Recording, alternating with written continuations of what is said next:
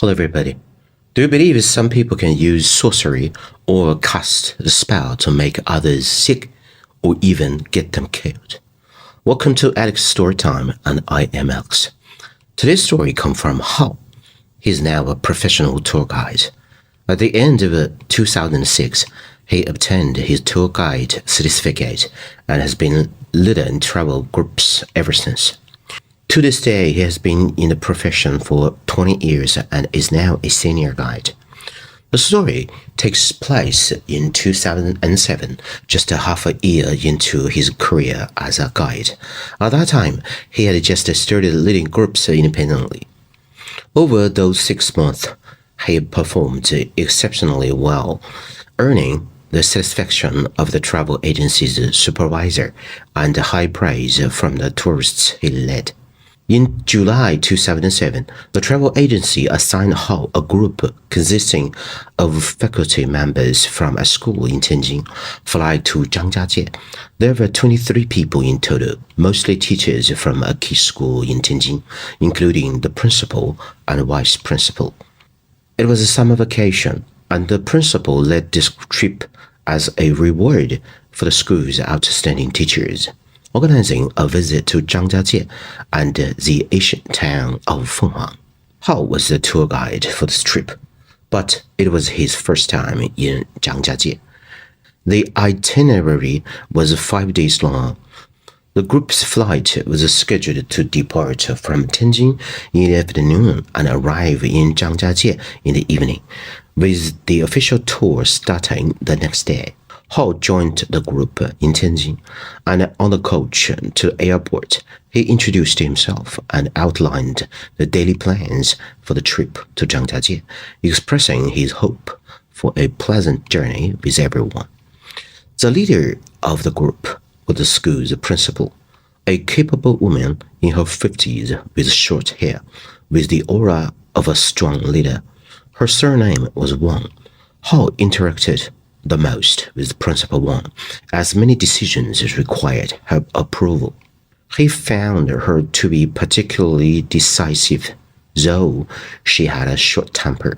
Despite this, Principal Wang showed respect for Hao, acknowledging that he was the guide, not her worker. The trip began with a hitch.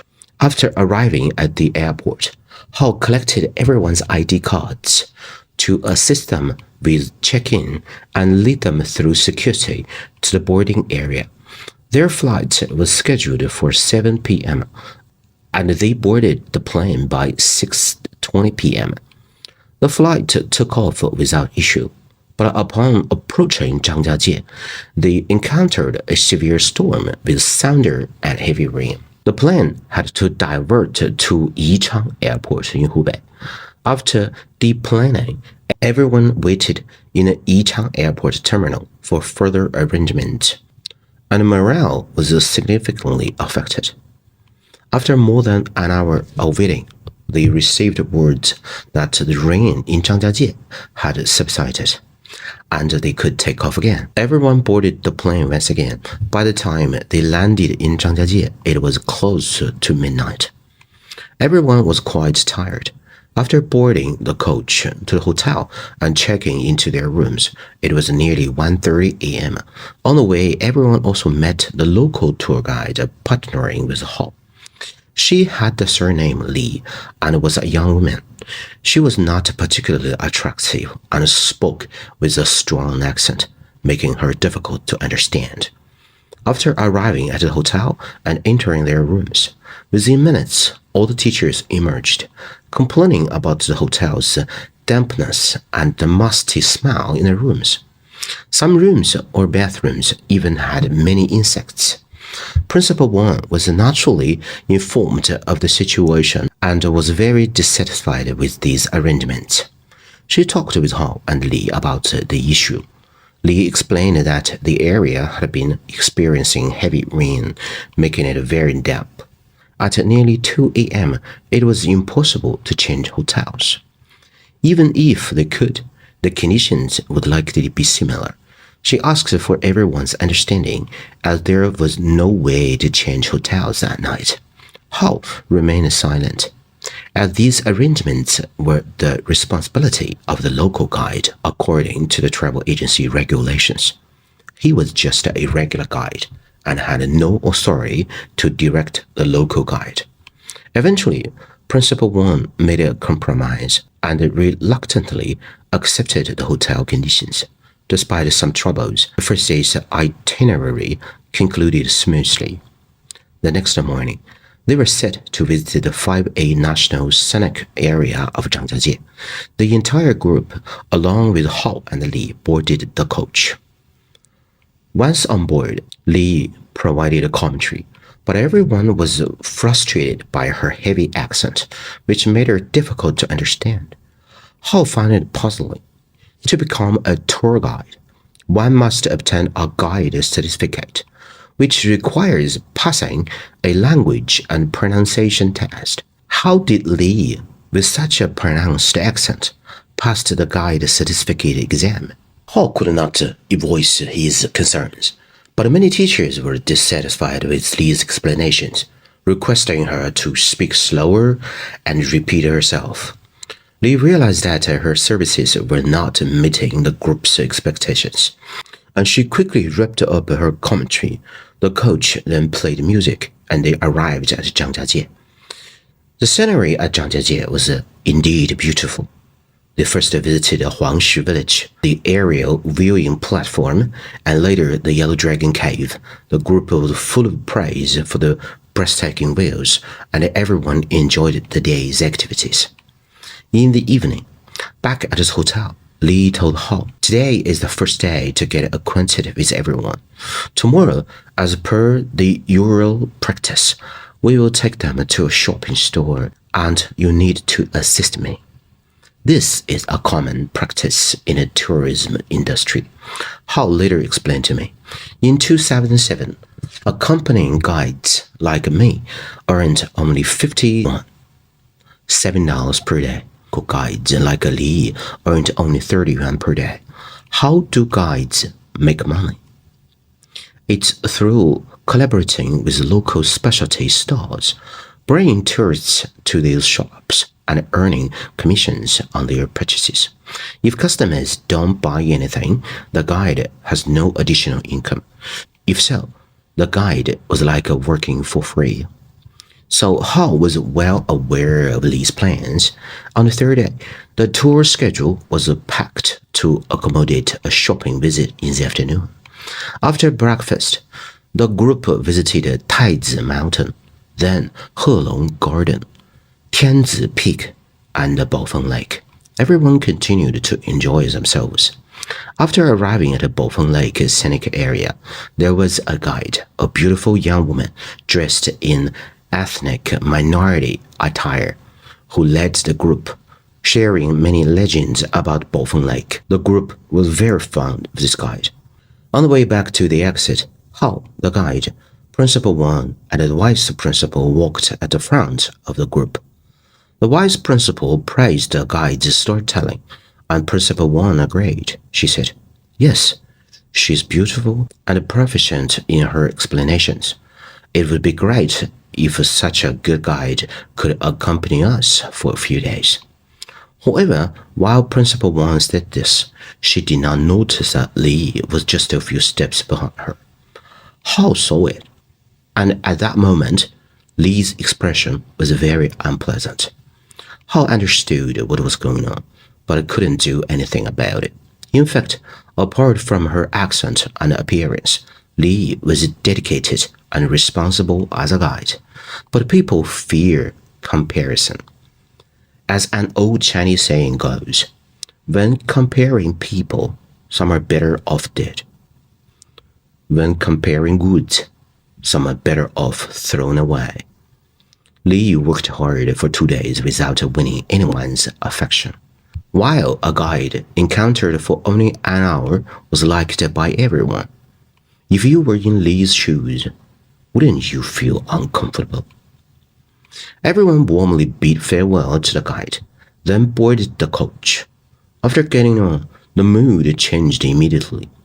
Principal Wang asked, "Li, are we going to be taken shopping next?" Li was a bit embarrassed and said, Yes, Principal Wang, we will have lunch first. Then take everyone for tea. The local tea is very famous. If you like it, you can buy some to drink or give it to friends and family. If not, you can rest there since we've been walking all morning and are tired. However, the awkward silence from the group was palpable. After lunch, they arrived at a tea shop. Li invited everyone to disembark, saying that the tea shop had prepared a 60 square meter tea room for them. Inside, an auntie, nearly 60 years old, and two young girls brewed tea, explained tea knowledge, and performed tea ceremonies. It was a very professional arrangement. As a new guide, Hao also enjoyed it, finding it delightful and informative. In the end, Li and the auntie hoped everyone could buy some tea to drink or gift. But Principal Wang said, All right, we've had our tea. We've cooperated with your guide's work. We are teachers ourselves and don't know much about tea or drink it often. Let's finish the tea in our cups and head back. Hao saw the disappointment on Li's and the tea ceremony auntie's faces, as they had hoped everyone would spend money on tea, but this was not an ordinary group tour. Although Principal Wang had brought everyone on a trip, she was still Principal Wang, and once she spoke, even those who wanted to buy tea refrained. As everyone was about to leave, the auntie approached the Principal Wang, refilled her cup, and said, There's no rush to leave. Fill your cup with more tea and rest a bit longer. It's okay if you don't buy anything. Just stay and rest more here. Hao was just an observer, watching Li and the auntie throughout. Li bit her lip and didn't say another word, while the auntie kept looking at Principal Wang until she left. That look in her eyes was quite intriguing. After leaving the tea shop, Li suggested to Principal Wang that they could arrange a local ethnic performance called Charming Xiangxi after dinner, which was not included in the travel plan and would require additional payment from the participants. With at least 5 participants, they could arrange a free minibus and provide some local snacks. If any teachers were interested, she would take a head count. After hearing this, Principal Wang said, We are a team, and all activities should be arranged uniformly. However, let's skip the additional payment activities. We're already tired today, so we'll rest at the hotel after dinner. This was another refusal to Li. Back at the hotel, Hao went to talk to Li, intending to comfort her, but before he could say much, she exploded. She said, You heard what they said at the baffling lake. They were dissatisfied with me. Then they didn't buy tea, didn't watch the show. And tomorrow we're going to Fenghuang, where there are no money-making activities besides sightseeing. Isn't all my work these days in vain? She was extremely angry, and Hao understood her. She decided to talk to Principal Wang as she couldn't continue being a guide. Hao said, Talking to her won't help. Nevertheless, Li went to talk to her, and 20 minutes later, she returned to Hao and said, The travel agency will send another guide. I have something to do tomorrow. I'm leaving. With that, she left the hotel. Hao contacted the travel agency immediately to confirm the guide for the next day. The agency had already arranged a new guide and provided Hao with the phone number and name. Saying that the agency had everything in order, Hao felt relieved and decided to rest early.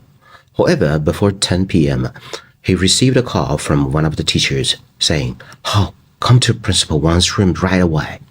She seemed to be ill. Hao arrived at her room to find more than a dozen teachers there. She was lying in bed, looking very unwell. Hao asked, Principal Wang, what's wrong? The principal replied, I feel very uncomfortable. My heart is racing. I'm cold all over, and I have a severe headache. I was fine during dinner, but suddenly I felt unwell. Hall was concerned that the principal might have a heart condition. He asked the vice principal if she had any heart diseases. The vice principal said no. Principal Wang was in good health and rarely got sick. Hall suggested taking Principal Wang to the hotel, but she refused, saying that everyone had come out to have fun and she didn't want to delay the plans. She thought she might have caught a cold. It was summer vacation, and she didn't want her condition to affect everyone else. Later, Hao went to a nearby pharmacy and bought some medicine. A few female teachers stayed to take care of Principal Wang. After taking the medicine, she rested. However, around 1 a.m., Hao received another call saying that Principal Wang's condition had worsened. The teachers who stayed with her said that she still had a severe headache and was shivering from the cold. But the most frightening thing was that she would suddenly cry or laugh in her sleep. Hao thought this was very abnormal. It definitely wasn't just a cold. Hao tried to persuade the principal to go to the hospital again, but she still refused to go. Hao had no choice but to return to his own room. He woke up at 6 in the morning and went to the principal's room again. 4 teachers were there, as everyone was scared. She sometimes complained about headaches, sometimes said her body was itchy, cried one moment, laughed the next, was clear-headed for a while, and then muddled again. She also told the teachers that someone was talking in her ear, but what was said was indistinct. Now she was falling asleep. Hao was at a loss for what to do when his phone rang. It was the new tour guide for the day, surnamed Yang, whom we'll call Yang. Yang said she would arrive shortly and that they would pick everyone up to go to Fenghuang. She would arrive at 7:30 a.m. Then everyone should have breakfast first, as they would be departing for Fenghuang, ancient town, at 8 o'clock. Hao informed Yang about Principal Wang's illness. Yang was also surprised and said, "It would be best to take her to the hospital first, but I guess the hospital won't be able to diagnose the cause. Perhaps there might be a way to treat this illness in Fenghuang. Don't worry, I'll get there as soon as possible." Hao was puzzled by her words, but the call had already ended. He arranged for the teachers to pack their belongings, and before long, Yang arrived, a girl, not very tall. Hao again urged the principal to go to the hospital, but she still refused, insisting on going to Fenghuang ancient town with everyone else and resting at the hotel there while the group continued their tour. Everyone had to follow Principal Wang's decision and proceed with the day's itinerary. They visited Zhangjiajie in the morning, and although the scenery was nice, the group didn't enjoy it fully due to the principal's discomfort. After lunch, they arrived at Fenghuang ancient town, checked into a hotel, and Yang suggested that everyone rest for an hour before exploring the town together. She told Hao, "I'll go out for a while and be right back. Take care of everyone." Soon, she retired with an old lady dressed in Miao ethnic attire, who appeared to be around 70 years old. Yang introduced Hao to the old lady. She said, "This is Hao. The sick person is a tourist from the group. He's leading, staying upstairs." Hao led Yang and the old lady to Principal Wang's room. The old lady asked everyone to leave and examined the principal alone. Afterwards, she told Hao, "It can be treated. There's no problem." The old lady then re-entered Principal Wang's room, and Hao did not witness the specific treatment. Yang told Hao, "This old lady is a Miao doctor. Her treatment methods differ from modern hospitals, using ancient techniques that are very effective for treating injuries and snake venom." Hao asked, What's really wrong with Principal Wang? Yang was reluctant to say, but Hao insisted. I have the right to know because I'm leading the tour group. I must understand the severity of the principal's condition. Finally, Yang revealed that the principal's illness was not a cold or heart disease. She had been bewitched. Yang said, the old lady said the person who cast the spell is inexperienced and only knows a little bit, not intending to harm the principal's life. So it's not a serious issue. Hao was astonished, thinking that the bewitchment was just a story, but it turned out to be real. The old lady came out of the room and asked, how soon will the patient leave? Hao replied, tomorrow evening. The old lady said, well, don't let her go out today. Ask her rest at the hotel. She should not eat raw or cold food and should not drink alcohol. Hao wanted to ask her more questions, but the old lady left. The next day, Hao noticed that Principal Wang's complexion had improved significantly, and 2 teachers were with her. Hao and Yang took the rest of the group to Fenghuang ancient town. They returned for lunch and then saw them off at the airport back to Tianjin. Yang told everyone that the principal was not accustomed to the climate here and was quite tired. But there was no major issue. Hao saw that she had recovered quite a bit and followed the flight back to Tianjin. At the airport, the principal's family came to pick her up, and then Hao accompanied the remaining teachers on the travel agency's bus back to the school gate, where he said goodbye to everyone. 3 years later, in 2010, Hao saw an interview on television with Principal Wang, who had fully recovered and was in high spirits. The trip to Zhangjiajie seemed not to have had any further impact on her. She probably did not know what had truly happened to her. However, who cast the spell? Was it the tour guide Li or the auntie at the tea shop? Hao had no evidence to prove anything, and this incident became one of the unsolved mysteries in his career as a tour guide. So everybody, this is the end of the whole story. Please share what you think of the story and your stories. If you enjoy my work and would like to help me continue to bring this story to you, please subscribe to my channel or like my page. Give a thumbs up to stories you appreciate and share your thoughts, opinions, and comments. I'd love to read them. Share stories with anyone who might find them enjoyable. And I need a co-editor, a native English speaker to make these stories better. Thank you, everybody. This is Alex's Story Time, and I am Alex. I got a lot of good stories to share with you. So, see you next time. Bye-bye.